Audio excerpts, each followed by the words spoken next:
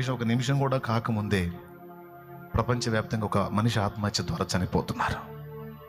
అంటే 24 గంటల్లో ఎంతమంది చనిపోతున్నారో చూడండి రా. ప్రభు ప్రేమ తెలియక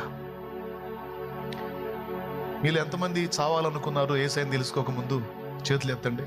మీ పరిస్థితులను బట్టి నేను కూడా ఒకడినే. ఎలా బతికారు ఈరోజు? చేతులు అట్ట కదిలించండి ఎత్తిన వాళ్ళందరూ. అన్న నేను చావాలనుకున్నాను అన్న, నా ప్రభువు నాకు పరిచయం కాకపోతే ఖచ్చితంగా చచ్చిపోయేవాడిని అన్నవాళ్ళు చేతులు కదిలించండి. ఎట్లా ఎంతమంది ఉన్నారో చూడు. మనందరం అదే బతుకులు కదా. కానీ ఎలా బతికాం? ఎలా వదిలేసుకున్నాం ఆ పరిస్థితి? యేసయ్య ప్రేమ మనకు అర్థమైంది.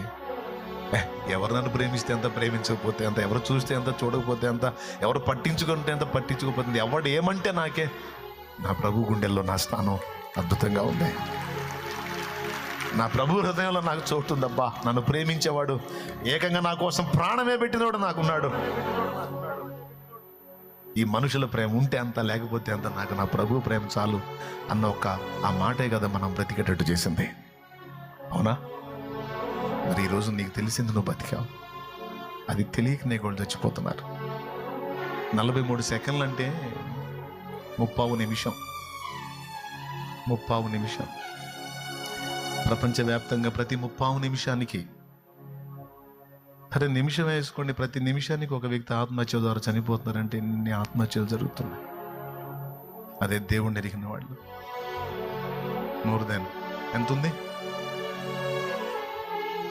7,20,000 ఎవ్రీ ఇయర్.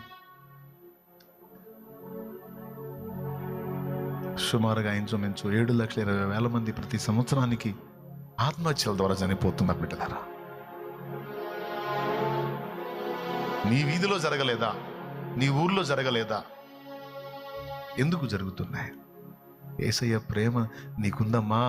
ఆయన నిన్ను ప్రేమిస్తున్నాడమ్మా. నీకోసం చచ్చిపోయాడమ్మా. నీకోసం చచ్చిపోయిన వాడు ఒకడు నీకుంటే నువ్వు చచ్చిపోవాల్సిన అవసరం ఏముందమ్మా? నిన్ను చావనివ్వడమ్మా. ఆయన నీకు తోడుగా ఉంటాడన్న ఒక్క ఆదరణ వాక్కు ఒక మనిషిని బతికించింది కదా. ఒక్క మాట చేరితే బతుకుతారు కదా, లేకపోతే ఉసరుసర ప్రాణం తీసుకుంటున్నారు కదా. ఎంత బాధ్యత ఉందండి మనకి. ఎప్పుడు మన గురించి ఆలోచన మనకే. మన శరీర వాంఛలు తీర్చుకునేదేనా మన ఆలోచన? ఎప్పుడు మన కోసమేనా మన బ్రతుకు? నేను నా ఇల్లు ఇదేనా జీవితం? ఆఖరికి భక్తికి వచ్చినా అదేనా? దేవుని దగ్గరికి వచ్చినా అదేనా? పొద్దు పొడిచి తెల్లారిందాక అదేనా? తెల్లారి మళ్ళీ రాత్రి అయిందాక అదేనా? నేను నా ఇల్లు ఇదేనా?